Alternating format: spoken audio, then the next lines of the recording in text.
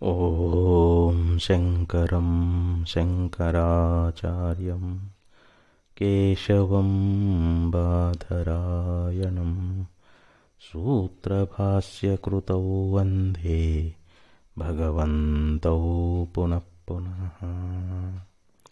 ಶ್ರೀಮಚ್ಚಂಕರ ಭಗವತ್ಪಾದಾಚಾರ್ಯರ ಜಗದ್ಗುರು ಸಿದ್ಧಾರೂಢ ಮಹಾಸ್ವಾಮಿಗಳವರ ಜಗದ್ಗುರು ಭಾರತೀ ಅಪ್ಪಾಜಿಯವರ ಪವಿತ್ರ ಚರಣಾರವಿಂದಗಳಲ್ಲಿ ಅನಂತ ಕೋಟಿ ಶಿರಸಾಷ್ಟಾಂಗ ಪ್ರಣಾಮವನ್ನು ಸಲ್ಲಿಸುತ್ತೇನೆ. ಶ್ರವಣಾಪೇಕ್ಷೆಗಳಾದ ತಮ್ಮೆಲ್ಲರಿಗೂ ಅನೇಕ ಶರಣಾರ್ಥಿಗಳು. ವಿವೇಕ ಚೂಡಾಮಣಿ 197ನೇ ಶ್ಲೋಕ.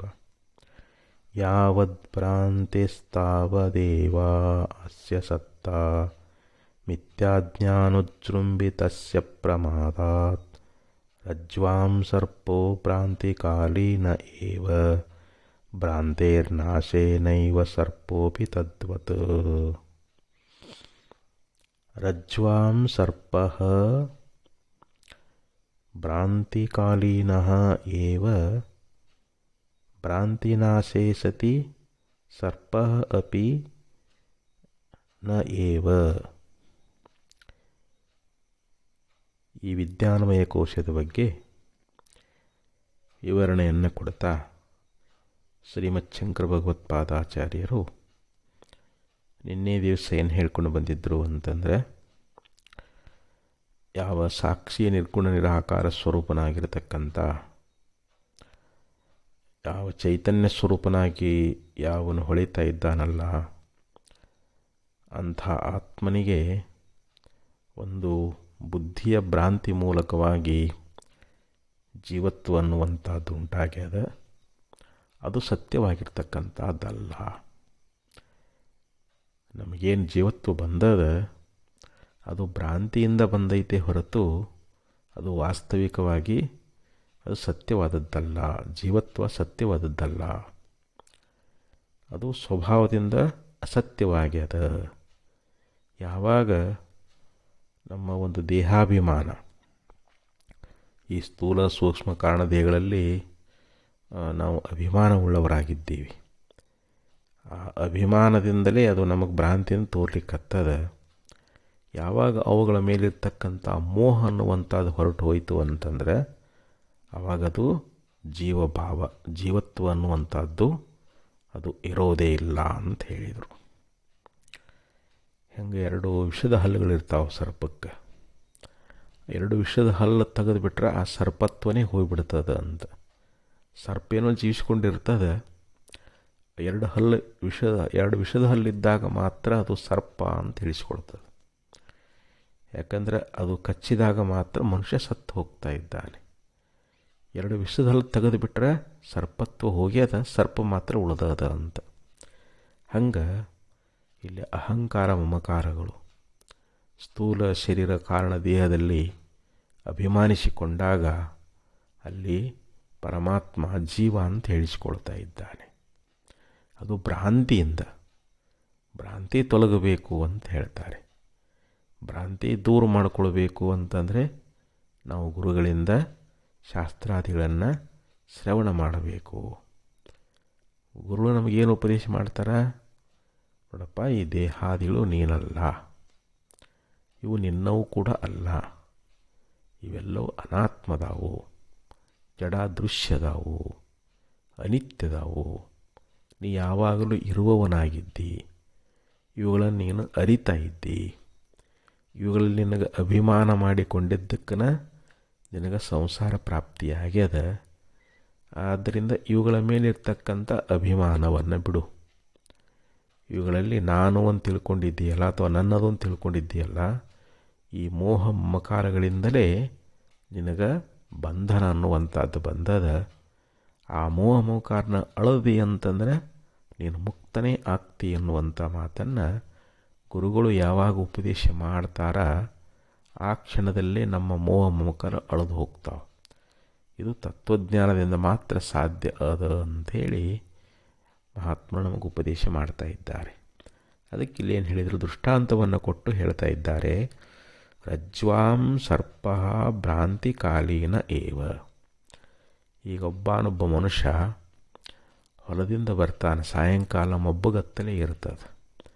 ಆ ಮಬ್ಬುಗತ್ತಲೆಯೊಳಗೆ ಆ ದನಗಳನ್ನು ಕಟ್ಟುವಂಥ ಹಕ್ಕಿಯೊಳಗೆ ಅವನಿಗೆ ಅಲ್ಲಿ ಒಂದು ಸರ್ಪ ಅನ್ನುವಂಥದ್ದು ಪ್ರತೀತಿ ಆಗ್ತದೆ. ಆವಾಗ ಅವನು ಭಯಗೊಳ್ತಾ ಇದ್ದಾನೆ. ಅಯ್ಯೋ, ಇಲ್ಲಿ ಒಂದು ಸರ್ಪ ಅನ್ನುವಂಥದ್ದಿದೆ, ಹಾವು ಅನ್ನುವಂಥದ್ದಿದೆ ಅಂತ ಭಯಗೊಳ್ತಾ ಇದ್ದಾನೆ. ಯಾವಾಗ ಈ ಸರ್ಪವನ್ನು ಬಡಿಬೇಕು ಅಂಥೇಳಿ ಕೈಯೊಳಗೆ ದೀಪ ತಗೊಂಡು ಬಂದು ಬಡಿಗೆ ಹಿಡ್ಕೊಂಡು ಹೋದ ಅಂತಂದರೆ ಆ ಬೆಳಕಿನೊಳಗೆ ಅವನಿಗೆ ಗುರ್ತಾಗ್ತದೆ, ಓಹೋ ಇದು ಸರ್ಪವಲ್ಲ, ಇದು ಹಗ್ಗ ಅಂತ. ಅಂದರೆ ಅದು ಅಂಕು ಡೊಂಕಾಗಿ ಬಿದ್ದಿತ್ತು ಹಗ್ಗ. ಅದು ಸರ್ಪದಂತೆ ತೋರ್ತವನಿಗೆ. ಹೆಂಗೆ ತೋರ್ತು? ಅದು ಭ್ರಾಂತಿಯಿಂದ ತೋರ್ತದು. ವಾಸ್ತವಿಕ ಇಲ್ಲಿರುವುದೂ ಹಗ್ಗ. ಆ ಹಗ್ಗದಲ್ಲಿ ಇವನಿಗೇನು ಹಾವಿನ ಭ್ರಾಂತಿ ಅನ್ನುವಂಥದ್ದಾಗೇದಲ್ಲ, ಅದು ಸತ್ಯೇನೋ ಇಲ್ಲ. ಹಗ್ಗದಲ್ಲಿ ತೋರುವಂಥ ಹಾವು ಸತ್ಯವೇ ಆಗಿದ್ದರೆ ಹಗ್ಗದ ಜ್ಞಾನ ಆದ ಮೇಲೇನೂ ಕೂಡ ಅಲ್ಲಿ ಸರ್ಪ ತೋರಬೇಕಾಗಿತ್ತು. ಹಗ್ಗ ಜ್ಞಾನ ಆದಮೇಲೆ ಅಲ್ಲಿ ಸರ್ಪ ಅನ್ನುವಂಥದ್ದು ಇಲ್ಲವೇ ಇಲ್ಲ. ಕೇವಲ ಭ್ರಾಂತಿ ಕಾಲದಲ್ಲಿ ಮಾತ್ರ ಆ ಸರ್ಪ ಅನ್ನುವಂಥದ್ದು ತೋರ್ತದ ಅಂತ ಇಲ್ಲಿ ಉದಾಹರಣೆ ಕೊಡ್ತಾ ಇದ್ದಾರೆ. ಅದಕ್ಕಂದ್ರೆ ಅವರು ರಜ್ವಾಂ ಸರ್ಪ ಭ್ರಾಂತಿಕಾಲೀನ ಏವ, ಹಗ್ಗದಲ್ಲಿ ತೋರುವಂಥ ಯಾವ ಸರ್ಪ ಹಾವು ಅನ್ನುವಂಥದ್ದು ಕೇವಲ ಭ್ರಾಂತಿ ಕಾಲದಲ್ಲಿ ಮಾತ್ರವೇ ಇರತಕ್ಕದ್ದು ಅಂತ. ಭ್ರಾಂತಿ ಕಾಲದಲ್ಲಿ ಮಾತ್ರ ಅದು ಪ್ರತೀತಿ ಆಗ್ತದೆ. ಭ್ರಾಂತೇಹೇ ನಾಶೇ ಸತಿ, ಯಾವಾಗ ಭ್ರಾಂತಿ ನಾಶ ಆಗಿ ಹೋಯಿತು ಅಂತಂದರೆ ಅಲ್ಲಿ ಹಗ್ಗದೊಳಗೆ ನಮಗೆ ಇದು ಹಗ್ಗ ಮತ್ತು ಇದು ಸರ್ಪ ಅಂತ ಹೇಳ್ತೀವಿ. ಅಲ್ಲಿ ಇದಮಾಂಶದ ವಿಶೇಷ ಅಜ್ಞಾನ ಅನ್ನುವಂಥದ್ದು. ಅಲ್ಲಿ ಹಗ್ಗದ ವಿಶೇಷ ಅಂಶದ ಏನಪ್ಪ ಅಂದರೆ ಆ ಮುಪ್ಪುರಿ ಗುಂಜುಪುಂಜಗಳು ಅವು ನಮಗೆ ತೋರದೇ ಇರುವುದರಿಂದ ವಿಶೇಷಾಂಶದ ಅಜ್ಞಾನ ಅದು. ಸಾಮಾನ್ಯಾಂಶದ ಜ್ಞಾನ ಅದು. ಇದು ಅನ್ನುವಂಥ ಅಲ್ಲಿ ಸಾಮಾನ್ಯಾಂಶದ ಜ್ಞಾನ ಅದು. ಮತ್ತು ಅಲ್ಲಿ ಮಬ್ಬುಗತ್ತಲೆ ದೋಷದಿಂದ ಅದು ಮಬ್ಬುಗತ್ತಲೆ ಇರೋದು. ಮತ್ತು ಅದು ಬೆಳಕಿತ್ತು ಅಂದರೆ ಅಲ್ಲಿ ನಮಗೆ ಹಾವಿನ ಭ್ರಾಂತಿ ಆಗ್ತಿದ್ದಿಲ್ಲ.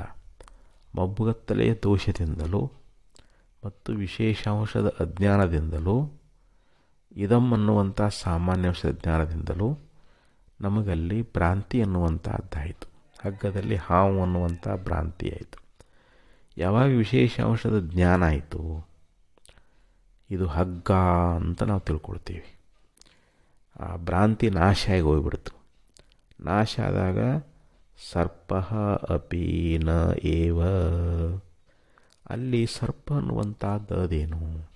ಹಗ್ಗ ಅಂತ ತಿಳ್ಕೊಂಡಾಗ ಅಲ್ಲಿ ಸರ್ಪ ಅನ್ನುವಂಥದ್ದು ಅದೇನು? ಭ್ರಾಂತಿ ಕಾಲದಲ್ಲಿ ಮಾತ್ರ ಅಲ್ಲಿ ಸರ್ಪ ತೋರ್ತದ ಹೊರತು ಭ್ರಾಂತಿ ನಿವೃತ್ತಿಯಾಯಿತು ಅಂತಂದರೆ ಆವಾಗಲ್ಲಿ ಸರ್ಪ ಅನ್ನುವಂಥದ್ದು ಇಲ್ಲವೇ ಇಲ್ಲ. ತದ್ವತ್, ಹಾಗೆ ಅಂತ ಇದು ದೃಷ್ಟಾಂತ. ಅದನ್ನು ದಾಷ್ಟಾಂತದಲ್ಲಿ ಹೇಳ್ತಾ ಇದ್ದಾರೆ. ತದ್ವತ್ ಪ್ರಮಾದಾತ್, ಇಲ್ಲಿ ಒಂದು ಪ್ರಮಾದ ಮೂಲಕವಾಗಿ. ಪ್ರಮಾದ ಅಂದ್ರೇನು? ಒಂದು ತಪ್ಪು ತಿಳುವಳಿಕೆ, ಒಂದು ಅವಿವೇಕದಿಂದ, ಒಂದು ಅಜ್ಞಾನ ಮೂಲಕವಾಗಿ ಮಿಥ್ಯಾಜ್ಞಾನ ಉಜೃಂಭಿತಸ್ಯ ಅಸ್ಯ. ಇಲ್ಲಿ ಮಿಥ್ಯಾಜ್ಞಾನ ಅಂದರೆ ತಪ್ಪು ತಿಳುವಳಿಕೆ, ತಪ್ಪು ಜ್ಞಾನ ಅಂತ. ಇಲ್ಲಿ ನಮಗೆ ಜೀವ ಈಗೇನದ ನಾ ವಿಚಾರ ಮಾಡಿ ನೋಡಿದ್ರೆ ಅವನು ಪರಮಾತ್ಮ ಸ್ವರೂಪನ ಅದಾನ. ಈಗ ನಮಗೆ ಭ್ರಾಂತಿ ಕಾಲದಲ್ಲಿ ಏನಾಗ್ಯದ ಅಂತಂದರೆ ಈಗ ನಮಗೆ ಜೀವಭಾವ ಅನ್ನುವಂಥದ್ದು ಬಂದದ. ಇದು ನಾವು ಜೀವ ಅಂತ ತಿಳ್ಕೊಂಡಿದ್ದು ಇದು ಮಿಥ್ಯಾ. ಇದು ಮಿಥ್ಯಾಜ್ಞಾನದ ಮೂಲಕವಾಗಿಯೇ ಇಲ್ಲಿ ಮೆರಿತಾ ಇರತಕ್ಕಂಥ. ಯಾವತ್ತು ಭ್ರಾಂತಿ ಅಂದರೆ ಎಲ್ಲಿಯವರೆಗೆ ಭ್ರಾಂತಿ ಇರ್ತದೋ ತಾವತ್ತೇವ ಸತ್ತ ಅಂತ ಹೇಳಿದರು. ಅಲ್ಲಿವರೆಗೆ ಮಾತ್ರ ಅಸ್ತಿತ್ವ.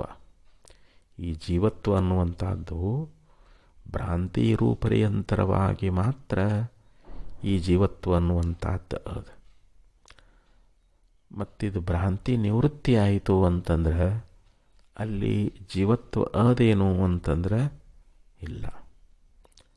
ಇಲ್ಲಿ ನಾನು ಸಂಸಾರಿ, ನಾನು ಬದ್ಧ, ನಾನು ಹುಟ್ಟವನು, ನಾನು ಸಾಯುವನು ಅನ್ನುವಂಥ ಈ ಒಂದು ಕಲ್ಪನೆ ಎಲ್ಲಿವರೆಗೆ ಇರ್ತದೆ? ಇದು ಮಿಥ್ಯಾಜ್ಞಾನ ನಿವೃತ್ತಿ ಆಗುವ ಪರ್ಯಂತರವಾಗಿ.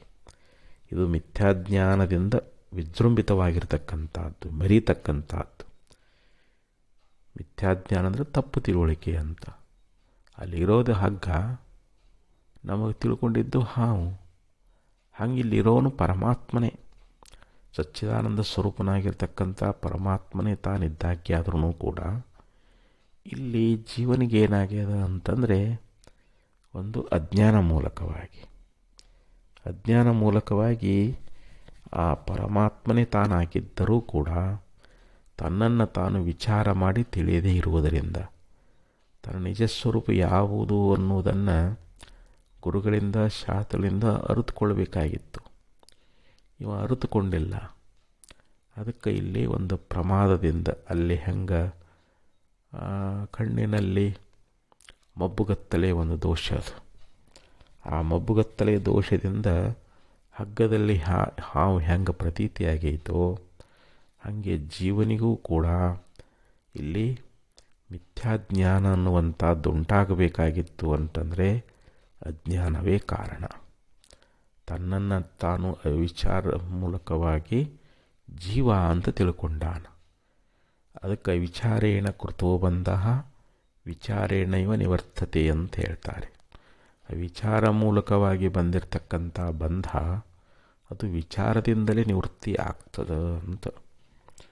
ಒಂದು ಸಿಂಹದ ಮರಿ ಅನ್ನುವಂಥದ್ದು, ಅದು ಸಿಂಹ ಒಂದು ಮರಿಗೆ ಜನ್ಮವನ್ನು ಕೊಟ್ಟು ಅದು ಸತ್ತು ಹೋಗಿಬಿಡ್ತು.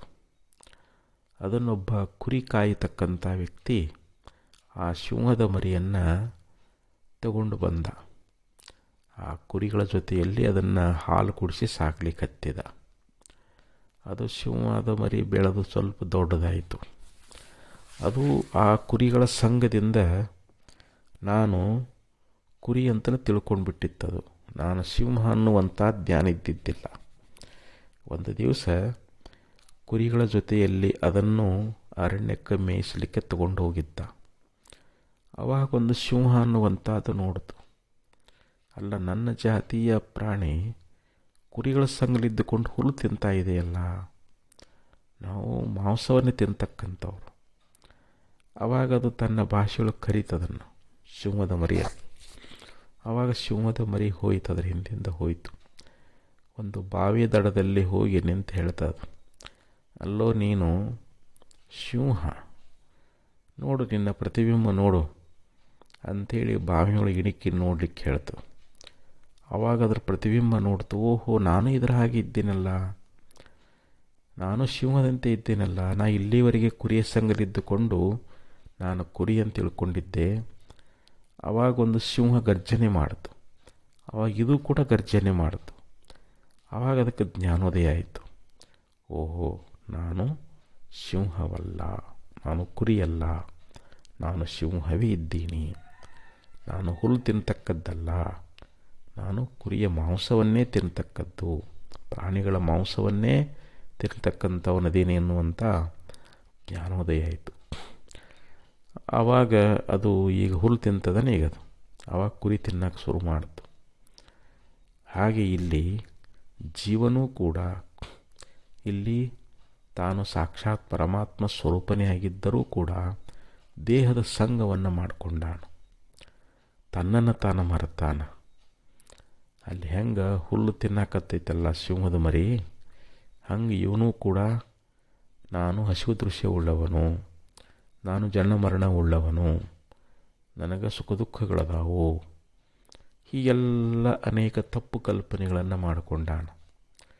ಯಾವಾಗ ಸದ್ಗುರು ಅನ್ನುವಂಥವನು ಪ್ರಾಪ್ತನಾಗ್ತಾ ಇದ್ದಾನೋ ಗುರುಗಳು ನಮಗೆ ಉಪದೇಶ ಮಾಡ್ತಾ ಇದ್ದಾರೆ, ನೋಡಪ್ಪ ನೀನು ಜೀವನಲ್ಲ, ನಿನಗೆ ಹುಟ್ಟು ಸಾವುಗಳಿಲ್ಲ, ನಿನಗೆ ಹಸಿವು ಬಾಯಾರಿಕೆಗಳಿಲ್ಲ, ನೀನು ತೃಪ್ತದೆ, ನೀನು ಮುಕ್ತನೇ ಅದಿ ಅಂಥೇಳಿ ಗುರುಗಳು ಉಪದೇಶ ಮಾಡಿದ ತಕ್ಷಣ ಅವನಿಗೇನಾಗ್ತದೆ, ಅವನ ಭ್ರಾಂತಿ ಅನ್ನುವಂಥದ್ದು ದೂರ ಆಗ್ತದೆ.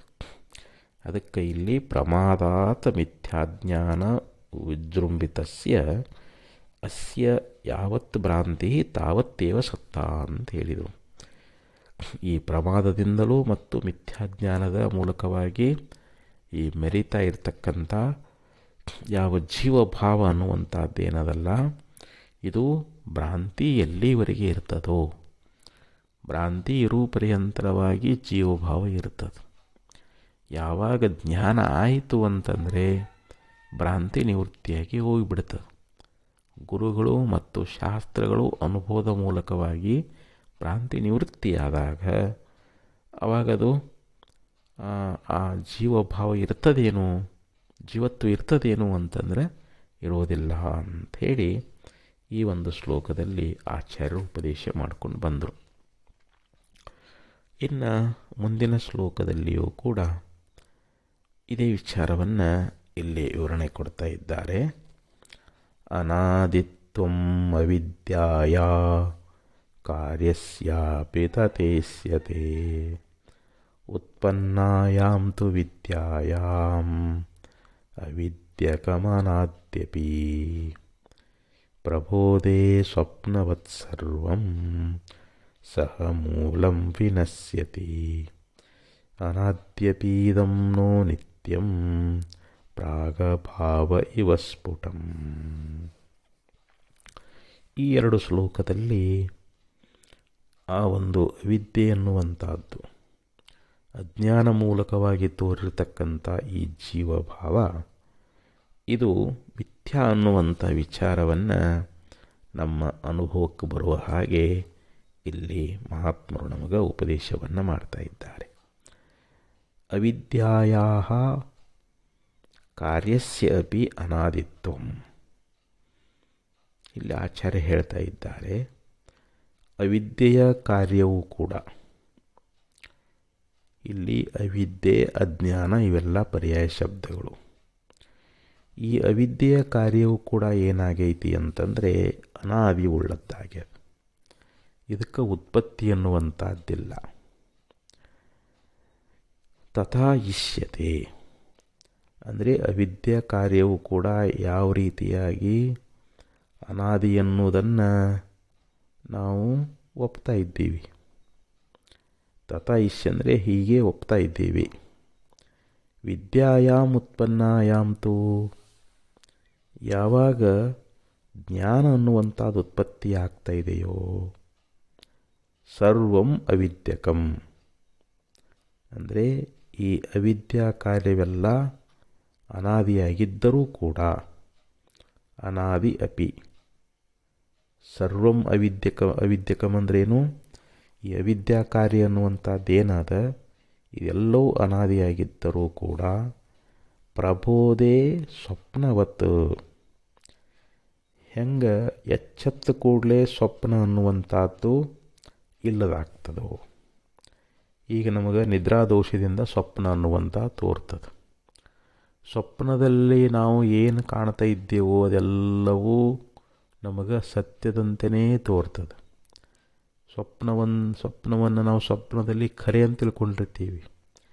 ಎಚ್ಚೆತ್ತ ಬಳಿಕ ಓಹೋ, ನನಗಿಲ್ಲಿವರೆಗೆ ತೋರಿದಂಥ ಸ್ವಪ್ನ ಇದು ಸುಳ್ಳು. ಯಾಕಂದರೆ ಸ್ವಪ್ನದಲ್ಲಿ ನಮಗೆ ನಾವು ಒಳ್ಳೆ ಶ್ರೀಮಂತರಾಗಿರ್ತೀವಿ, ನಮಗೆ ಧನ ಪ್ರಾಪ್ತಿಯಾಗಿರ್ತದೆ. ಸ್ವಪ್ನದಲ್ಲಿ ಏನೇನೋ ನಾವು ವಿಚಿತ್ರವಾಗಿರ್ತಕ್ಕಂಥದ್ದನ್ನು ಕಾಣ್ತಾ ಇದ್ದೀವಿ. ಸ್ವಪ್ನದಲ್ಲಿ ನಮಗೆ ಹುಲಿ ದರ್ಶನ ಆಗಿರ್ತದೆ, ಅಥವಾ ಅಲ್ಲಿ ಭಯಗೊಂಡಿರ್ತೀವಿ, ಅಥವಾ ಸರ್ಪ ಕಚ್ಚಿದಂಗೆ ಆಗಿರ್ತದೆ. ಆದರೆ ಅಲ್ಲಿ ನಮಗೆ ದುಃಖ ಆಗಿರ್ತದೆ. ಯಾವಾಗ ಎಚ್ಚರ ಆಯಿತು ಅಂತಂದ್ರೆ ಓಹೋ, ಇದು ಸ್ವಪ್ನ, ಇದು ಸತ್ಯವಲ್ಲ ಅಂತ ಎಚ್ಚೆತ್ತ ಕೂಡಲೇ ಆ ಸ್ವಪ್ನದಲ್ಲಿ ಕಂಡದ್ದೆಲ್ಲವೂ ಹೆಂಗೆ ಸುಳ್ಳು ಅಂತ ಅನಿಸ್ಕೊಳ್ತದೋ ಹಾಗೆ ಈ ಅವಿದ್ಯಾ ಕಾರ್ಯವು ಕೂಡ ಅನಾದಿಯಾಗಿದ್ರೂ ಕೂಡ ನಾವು ಯಾವಾಗ ಜ್ಞಾನ ಉತ್ಪನ್ನ ಆಯಿತು ಅಂತಂದರೆ, ಜ್ಞಾನ ಉತ್ಪತ್ತಿಯಾದಾಗ ಈ ಅವಿದ್ಯೆ ಅನ್ನುವಂಥದ್ದು ನಾಶ ಆಗಿ ಹೋಗಿಬಿಡ್ತದೆ. ಅಜ್ಞಾನ ಹೋಗಬೇಕು ಅಂದ್ರೆ ಅದಕ್ಕೆ ಜ್ಞಾನವೇ ಬೇಕು. ಹೇಗೆ ಕತ್ತಲೆ ಕಳೀಬೇಕು ಅಂದರೆ ನಾವು ದೀಪವನ್ನು ಹಚ್ಚಬೇಕು. ದೀಪ ಹಚ್ಚಿದಾಗ ಹೆಂಗೆ ಕತ್ತಲೆ ದೂರ ಆಗ್ತದೋ, ಅದು ಸೂರ್ಯೋದಯ ಸಮಕಾಲದಲ್ಲಿ ಕತ್ತಲೆ ಇರ್ತದೇನೋ ಅಂತಂದರೆ ಇರಂಗಿಲ್ಲ. ಹಂಗೆ ಜ್ಞಾನೋದಯ ಸಮಕಾಲದೊಳಗೆ ಅವಿದ್ಯೆ ಅಥವಾ ಅಜ್ಞಾನ ಇರ್ತದೇನೋ ಅಂತಂದರೆ ಇರಂಗಿಲ್ಲ. ಅವಿದ್ಯೆ ಅನಾದಿಯಾಗಿದ್ದರೂ ಕೂಡ ಜ್ಞಾನ ಸಮಕಾಲದಲ್ಲಿ ಅವಿದ್ಯೆ ಅನ್ನುವಂಥದ್ದು ಹೆಂಗೆ ನಾಶ ಆಗಿ ಹೋಗ್ತದೋ, ಕಾರಣವಾದ ಅವಿದ್ಯೆನೇ ನಾಶ ಆದಾಗ ಕಾರ್ಯವಾಗಿರ್ತಕ್ಕಂಥ ಈ ಜೀವತ್ವ ಅನ್ನುವಂಥದ್ದು ಉಳಿತದೇನು? ನಮಗೆ ಅವಿದ್ಯೆ ಮೂಲಕವಾಗಿ ಜೀವಭಾವ ಬಂದದ. ತಾನು ಸಾಕ್ಷಾತ್ ಪರಮಾತ್ಮ ಸ್ವರೂಪನೇ ಇದ್ದರೂ ಕೂಡ ನಮಗೆ ಅವಿದ್ಯಾ ಕಾರಣದಿಂದ, ಅವಿದ್ಯಾ ಮೂಲಕವಾಗಿ ಈ ಜೀವತ್ವ ಅನ್ನುವಂಥದ್ದು ಬಂದದ. ಈಗ ಜ್ಞಾನ ಆಯಿತು ಅಂತಂದರೆ, ಜ್ಞಾನ ಅಂದ್ರೇನು? ಇಲ್ಲಿ ಮಹಾತ್ಮ ನಮ್ಗೆ ಉಪದೇಶ ಮಾಡ್ತಾ ಇದ್ದಾರೆ. ತತ್ವಮಸಿ ಮಹಾವಾಕ್ಯವನ್ನು ಉಪದೇಶ ಮಾಡ್ತಾರೆ. ನೋಡಪ್ಪ, ನೀನೇ ಪರಬ್ರಹ್ಮ ಸ್ವರೂಪ ಅದಿ ಅಂತ ಹೇಳ್ತಾರೆ.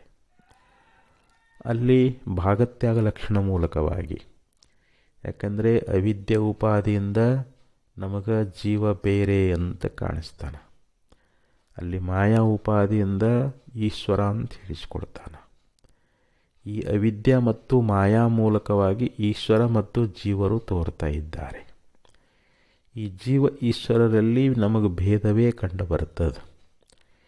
ಈ ಜೀವ ಈಶ್ವರ ಯಾಕೆ ತೋರಿದರು ಅಂತಂದರೆ ಮಾಯಾ ಮತ್ತು ಅವಿದ್ಯಾ ಉಪಾಧಿ ಮೂಲಕವಾಗಿ ತೋರಿದರು. ಈ ವಿಚಾರ ಮಾಡಿ ನೋಡಿದರೆ ಈ ಮಾಯಾ ಮತ್ತು ಅವಿದ್ಯೆಯು ಸತ್ಯದಾವೇನು ಅಂತಂದರೆ ಇಲ್ಲ. ಇವು ಅನಿರ್ವಚನೀಯ ಅದಾವ. ಇದಮಿತ್ತಂ, ಇದು ಹೀಗೆ ಅಂತ ನಾವು ನಿರ್ಣಯ ಮಾಡಿ ಹೇಳಕ್ಕೆ ಬರಂಗಿಲ್ಲ. ಯಾಕಂದ್ರೆ ಈ ಮಾಯಾ ಅನ್ನುವಂಥದ್ದು ನೋಡ್ರಿ, ಇದನ್ನು ಸತ್ ಅಂತೀವಿ ಅಂತಂದರೆ ಜ್ಞಾನದಿಂದ ಬಾಧಿಸಿಕೊಂಡು ಹೋಗ್ತದೆ. ಆದ್ದರಿಂದ ಸತ್ ಅನ್ನಕ್ಕೆ ಬರಂಗಿಲ್ಲ. ಯಾವುದು ತ್ರಿಕಾಲ ಅಬಾಧಿತವಾಗಿರುತ್ತದೆಯೋ ಅದು ಸತ್ ಅಂತ ಹೇಳಿಸ್ಕೊಳ್ತದೆ. ಆದರೆ ಜ್ಞಾನದಿಂದ ಬಾಧಿಸಿಕೊಳ್ಳುವುದರಿಂದ ನಾವಿದನ್ನು ಸತ್ ಅಂತ ಅನ್ನಕ್ಕೆ ಬರಂಗಿಲ್ಲ. ಹೋಗಲಿ, ಅಸತ್ ಅನ್ನೋನು ಅಂತಂದರೆ ಈ ಕಾರ್ಯರೂಪವಾಗಿರ್ತಕ್ಕಂಥ ಪ್ರಪಂಚಕ್ಕದು ಕಾರಣ ಆಗ್ಯದ. ಯಾಕಂದರೆ ಇಲ್ಲಿ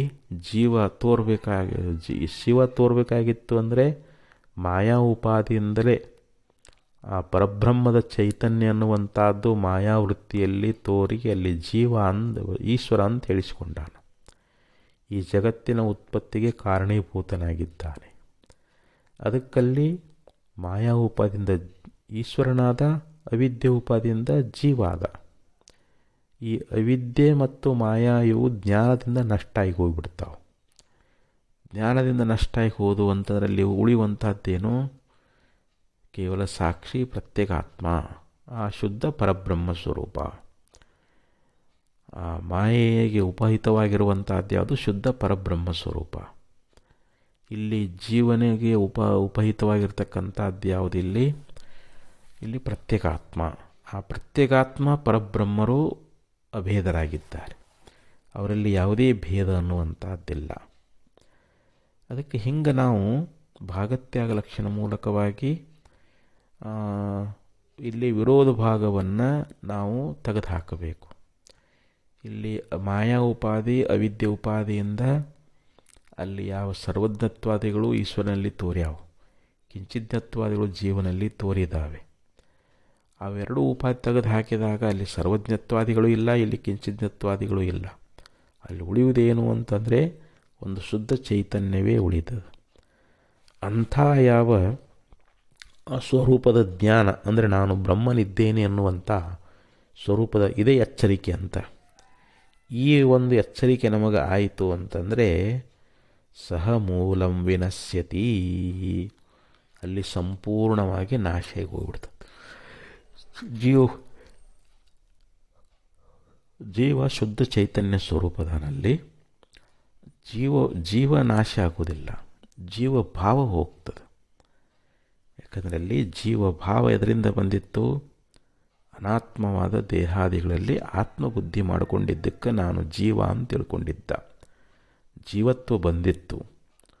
ಯಾವಾಗ ನಾನು ಶುದ್ಧ ಬ್ರಹ್ಮ ಅಂತ ತಿಳ್ಕೊಂಡ, ಆವಾಗ ವಿದ್ಯಾ ಕಾರ್ಯವಾಗಿರತಕ್ಕಂಥ ಆ ಜೀವಭಾವ ಅನ್ನುವಂಥದ್ದೇನದ ಅದು ಸಂಪೂರ್ಣವಾಗಿ ಕಾರಣಸಹಿತವಾಗಿ, ಕಾರಣ ಯಾವುದು? ಅವಿದ್ಯೆ. ಅವಿದ್ಯಾ ಕಾರ್ಯ ಯಾವುದು? ಇಲ್ಲಿ ಜೀವತ್ವ. ಇವು ಸಂಪೂರ್ಣವಾಗಿ ನಾಶವಾಗಿ ಹೋಗ್ತಾ ಇದ್ದಾವೆ. ಇದಂ ಅನಾದಿಹಿ ಅಪಿ. ಈ ಅವಿದ್ಯಾ ಕಾರ್ಯ ಅನ್ನುವಂಥದ್ದೇನದ ಇದು ಅನಾದಿಯಾಗಿದ್ದರೂ ಕೂಡ, ವಿದ್ಯಾ ಕಾರ್ಯ ಅನ್ನೋದು ಇದು ಅನಾದಿಯಾಗ್ಯದ. ಇದು ಎಂದು ಉತ್ಪತ್ತಿಯಾಗ್ಯದೋ ಗೊತ್ತಿಲ್ಲ. ಅದಕ್ಕೆ ಇಲ್ಲಿ ಹೇಳ್ತಾರೆ, ಈ ಉಪಾಧಿ ಅನ್ನುವಂಥದ್ದು ಅನಾದಿಯಾಗಿರುವುದರಿಂದ ಅನಾದಿಯಾಗಿರ್ತಕ್ಕಂಥ ಉಪಾಧಿಗೆ ನಾಶವನ್ನು ಅಪೇಕ್ಷೆ ಮಾಡಕೂಡದು ಅಂತ ಹಿಂದೆ ಶಿಷ್ಯ ಹೇಳಿದ್ದ. ಅದಕ್ಕೆ ಇಲ್ಲಿ ಉತ್ತರ ಕೊಡಲಿಕ್ಕತ್ತಿದ್ದಾರೆ. ಇಲ್ಲಿ ಸಮೂಲಂ ಅಂತ ಹೇಳಿದರು. ಸಮೂಲವಾಗಿ ಅಂದರೆ ತನ್ನ ಕಾರಣವಾದ ಅವಿದ್ಯೆಯೊಂದಿಗೆ ಕಾರ್ಯವಾಗಿರತಕ್ಕಂಥದ್ದು ಯಾವುದು? ಇಲ್ಲಿ ಜೀವಭಾವ. ಅದು ನಾಶಾಗಿ ಹೋಗ್ತದೆ. ಅನಾದ್ಯಪೀದಂ ನೋ ನಿತ್ಯಂ ಪ್ರಾಗಭಾವ ಇವ ಸ್ಫುಟಂ. ಈ ಶ್ಲೋಕದಲ್ಲಿ ಏನು ಹೇಳಿದ್ರು ಅಂತಂದರೆ, ಈ ಯಾವ ಒಂದು ಅವಿದ್ಯೆ ಕಾರ್ಯ ಅನ್ನುವಂಥದ್ದು ಯಾವುದು? ಈ ಜೀವಭಾವ ಅಂತ ತಿಳ್ಕೊಳ್ರಿ. ಈ ಜೀವ ಯಾವಾಗ ಬಂದದ ಅಂತಂದರೆ ಅದಕ್ಕೇನಾದರೂ ಇಸ್ವಿ ಹೇಳಕ್ಕೆ ಬರ್ತದೇನು? ಇಲ್ಲ. ಅದು ಅನಾದಿ. ಅದು ಅನಾದಿಯಾಗಿದ್ದರೂ ಕೂಡ ಇಲ್ಲಿ ಪ್ರಾಕ್ ಅಭಾವ ಇವ ಇನ್ನೊಂದು ದೃಷ್ಟಾಂತವನ್ನು ಕೊಡ್ತಾರೆ. ಪ್ರಾಗಭಾವ ಇದು ಅನಾದಿಯಾದ, ಪ್ರಾಗಭಾವ ಕೂಡ ಅನಾದಿಯಾದ. ಪ್ರಾಕಭಾವ ಅಂದರೆ ಏನು? ಉತ್ಪತ್ತಿ ಪೂರ್ವದಲ್ಲಿ ಯಾವ ಕಾರ್ಯದ ಅಭಾವವನ್ನು ಹೇಳ್ತಾ ಇದ್ದೇವಲ್ಲ, ಅದಕ್ಕೆ ಪ್ರಾಗಭಾವ ಅಂತ ಕರೀತಾರೆ. ಈಗ ಕುಂಬಾರ ಏನು ಮಾಡ್ತಾನೆ? ಒಂದು ಮಡಿಕೆಯನ್ನು ತಯಾರು ಮಾಡ್ತಾನೆ, ಗಡಿಗೆ ತಯಾರು ಮಾಡ್ತಾನೆ. ಅದನ್ನು ಮಣ್ಣು ತಗೊಂಡು ಬರ್ತಾನೆ. ಆ ಮಣ್ಣಿನಲ್ಲಿ ಈಗ ಕೊಡದ ಅಭಾವ ಅನ್ನುವಂಥದ್ದು, ಘಟದ ಅಭಾವ ಅನ್ನುವಂಥದ್ದು ಮಣ್ಣಿನೊಳಗೆ. ಈಗ ಮಣ್ಣಿಂದ ಕೊಡ ತಯಾರಾದ ಕೂಡಲೇ ಈಗೇನಾಯಿತು? ಪ್ರಾಗಭಾವ ನಿವೃತ್ತಿಯಾಗಿ ಹೋಗಿಬಿಡ್ತು. ಆ ಮಣ್ಣಿನಲ್ಲಿ ತೋರ್ತಕ್ಕಂಥ ಕೊಡದ ಅಭಾವ ಅನ್ನುವಂಥದ್ದು ಅದು ಅನಾದಿ. ಈಗ ಘಟ ಉತ್ಪತ್ತಿಯಾದ ಬಳಿಕ, ಕೊಡ ಉತ್ಪತ್ತಿಯಾದ ಬಳಿಕ ಆ ಪ್ರಾಗಭಾವ ಅನ್ನುವಂಥದ್ದು ಹೊರಟು ಹೋಯಿತು. ಪ್ರಾಕ್ ಅಭಾವ, ಪ್ರಾಕ್ ಅಂದರೆ ಪೂರ್ವದಲ್ಲಿ, ಅಂದರೆ ಕಾರ್ಯದ ಉತ್ಪತ್ತಿ ಪೂರ್ವದಲ್ಲಿ ಯಾವುದರ ಅಭಾವವನ್ನು ಹೇಳ್ತಾ ಇದ್ದೀವಿಯೋ ಅದಕ್ಕೆ ಪ್ರಾಗಭಾವ ಅಂತ ಕರೀತಾರೆ. ಅಭಾವ ಅಂದರೆ ಇಲ್ಲದ್ದು ಅಂತ. ಮಣ್ಣಿನೊಳಗೆ ಕೊಡ ಅನ್ನುವಂಥದ್ದು ಅದೇನು ಅಂತಂದರೆ ಇಲ್ಲ. ಯಾವಾಗ ಕುಂಬಾರ ಗಡಿಗೆ ತಯಾರು ಮಾಡಿದ ಬಳಿಕ, ಕೊಡ ತಯಾರು ಮಾಡಿದ ಬಳಿಕ ನಾವು ಕೊಡ, ಅದು ಘಟ ಕೊಡ ಎಲ್ಲ ಒಂದೇ ಪರ್ಯಾಯ ಶಬ್ದಗಳು. ಈಗ ಅಲ್ಲಿ ಮಣ್ಣಿನೊಳಗೆ ಘಟದ ಅಭಾವ ಅನ್ನುವಂಥದ್ದು ಘಟ ಉತ್ಪತ್ತಿ ಆದ ಬಳಿಕ ಅದರ ಅಭಾವ ಹೊರಟು ಹೋಗಿಬಿಡ್ತದೆ. ಆ ಘಟದ ಅಭಾವ ಅನಾದಿಯಾಗಿದ್ದರೂ ಕೂಡ ಘಟ ಉತ್ಪತ್ತಿಯಾದ ಬಳಿಕ ಆ ಪ್ರಾಗ ಅಭಾವ ಅನ್ನುವಂಥದ್ದು ಯಾವ ರೀತಿಯಾಗಿ ನಾಶ ಆಗಿ ಹೋಗಿಬಿಡ್ತದೋ ಅದು ನಿತ್ಯ ಅಲ್ಲ ಅನ್ನುವಂಥದ್ದು ನಮಗೆ ಸ್ಪಷ್ಟವಾಗಿ ತಿಳಿತದೆ. ಅದಕ್ಕೆ ಪ್ರಬೋಧೇ ಸ್ವಪ್ನವತ್ಸರ್ವಂ ಸಹ ಮೂಲಂ ವಿನಶ್ಯತಿ ಅನಾದ್ಯಪೀದಂ ನೋ ನಿತ್ಯಂ ಪ್ರಾಗಭಾವ ಇವ ಸ್ಫುಟಂ. ಇಲ್ಲಿ ಪ್ರಾಗ ಅಭಾವ ಅನ್ನುವಂಥದ್ದು ಅನಾದಿಯಾಗಿದ್ದರೂ ಕೂಡ ಆ ಕಾರ್ಯ ಉತ್ಪತ್ತಿ ನಂತರದಲ್ಲಿ, ಘಟ ಉತ್ಪತ್ತಿ ನಂತರದಲ್ಲಿ ಆ ಪ್ರಾಗಭಾವ ಹೆಂಗೆ ನಿವೃತ್ತಿ ಆಗ್ತದೋ ಹಾಗೆ ನೋಡ್ರಿ, ಇಲ್ಲಿ ಎರಡು ದೃಷ್ಟಾಂತ ಕೊಟ್ಟರು. ಸ್ವಪ್ನ ಕಾಲದಲ್ಲಿ ನಮಗೆ ಸ್ವಪ್ನ ಸತ್ಯದಂತೆ ತೋರಿದ್ರೂ ಕೂಡ ಯಾವಾಗ ಎಚ್ಚತ್ತ ನಂತರದಲ್ಲಿ ಆ ಸ್ವಪ್ನ ಕಾರ್ಯ ಅನ್ನುವಂಥದ್ದು ಅಲ್ಲಿ ಸ್ವಪ್ನ ತೋರಿದ್ದೆಲ್ಲ ನಮಗೆ ಮಿಥ್ಯಾ ಅಂತ ನಮಗೆ ಗುರುತಾಗ್ತದೆ. ಹಾಗೆ ಸ್ವರೂಪದ ಜ್ಞಾನ ಆದಾಗ, ಪ್ರಬೋಧೆ ಅಂತಂದ್ರೇನು? ನಮಗೆ ಸ್ವರೂಪ, ನಮ್ಮ ನಿಜವಾದ ಸ್ವರೂಪದ ಜ್ಞಾನ ಆಯಿತು ಅಂತಂದರೆ ಸಹ ಮೂಲಂ ವಿನಶ್ಯತಿ ಅಂತ. ಸರ್ವಂ ಸ ಮೂಲಂ ವಿನಶ್ಯತಿ. ಇಲ್ಲಿ ಅವಿದ್ಯಾ ಕಾರ್ಯವಾಗಿರತಕ್ಕಂಥ ಈ ಜೀವಭಾವ, ಈ ಸಂಸಾರ, ಇದೆಲ್ಲವೂ ಸಂಪೂರ್ಣವಾಗಿ ನಾಶವಾಗಿ ಹೋಗ್ತದೆ ಅಂಥೇಳಿ ಹೇಳ್ತಾ ಇದ್ದಾರೆ. ಅದಕ್ಕೆ ಇಲ್ಲಿ ಪ್ರಾಗಭಾವ ಅಂತ ಏನು ಹೇಳಿದರು, ಯಾವುದೋ ಒಂದು ಕಾಲದಲ್ಲಿ ಒಂದು ವಸ್ತು ಉತ್ಪನ್ನ ಆದ್ರೆ ಆ ವಸ್ತು ತನ್ನ ಉತ್ಪತ್ತಿಯ ಒಂದು ಕಾಲಕ್ಕೆ ಮೊದಲು ಇರಲಿಲ್ಲ ಅಂತನ್ನೋದು ನಮಗೆ ಸ್ಪಷ್ಟವಾಗಿ ಗುರ್ತಾಗ್ಯದ. ಈ ಪ್ರಾಕ್ ಅಭಾವಕ್ಕೆ ಆದಿ ಅನ್ನುವಂಥದ್ದಿಲ್ಲ. ಆದರೆ ವಸ್ತು ಉತ್ಪನ್ನ ಆದ ಕೂಡಲೇ ಆ ಪ್ರಾಕ್ ಅಭಾವ ನಾಶಿಯಾಗಿ ಹೋಗ್ತದೆ. ಹೀಗೆ ವಿದ್ಯೆ ಎನ್ನುವಂಥದ್ದು ಇದಕ್ಕೆ ಉತ್ಪತ್ತಿ ಇಲ್ಲದೇ ಇರುವುದರಿಂದ ಇದು ಅನಾದಿಯಾದ, ಅದಕ್ಕೆ ಆದಿ ಇಲ್ಲದೇ ಇದ್ದರೂ ಕೂಡ ಜ್ಞಾನ ಆದ ಕೂಡಲೇ ಅದು ಸಂಪೂರ್ಣವಾಗಿ ನಷ್ಟ ಆಗಿ ಹೋಗಿಬಿಡ್ತದೆ, ಮಾಯಾಗಿ ಹೋಗಿಬಿಡ್ತದೆ, ನಾಶ ಆಗಿ ಹೋಗಿಬಿಡ್ತದೆ ಅಂಥೇಳಿ ಇಲ್ಲಿ ಉದಾಹರಣೆ ಸಹಿತವಾಗಿ ಆಚಾರ್ಯರು ನಮ್ಮ ಅನುಭವಕ್ಕೆ ಬರುವಂಗೆ ಹೇಳಿದ್ದಾರೆ.